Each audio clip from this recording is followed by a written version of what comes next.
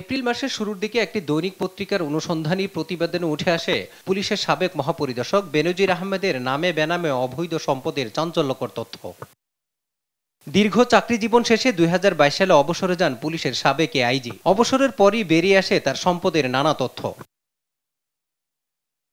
এসব ঘটনার প্রেক্ষিতে সাবেক আইজি বেনজির আহমেদের নামে বেনামের সম্পদের তথ্য অনুসন্ধান করে দুদক। অনুসন্ধান শেষে ঢাকা মহানগর সিনিয়র স্পেশাল জজ মোহাম্মদ আশামস জগলুল হোসেনের আদালতে একটি প্রতিবেদন দাখিল করেন দুদকের উপপরিচালক মোহাম্মদ হাফিজুল ইসলাম। ওই প্রতিবেদনে উল্লেখ করা হয়, বেনজির আহমেদের বিরুদ্ধে অভিযোগ তিনি ক্ষমতার অপব্যবহার করে দেশে বিদেশে নামে বেনামে শত শত কোটি টাকার সম্পত্তি অর্জন করেছে।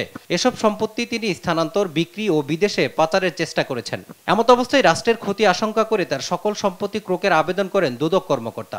আদালত এরই প্রেক্ষিতে মানি লন্ডারিং আইন ও দুর্নীতি দমন কমিশন বিধিমালার আলোকে সাবেক আইজিপি বেনজির আহমেদের সকল সম্পত্তি ক্রোকের নির্দেশ দেন।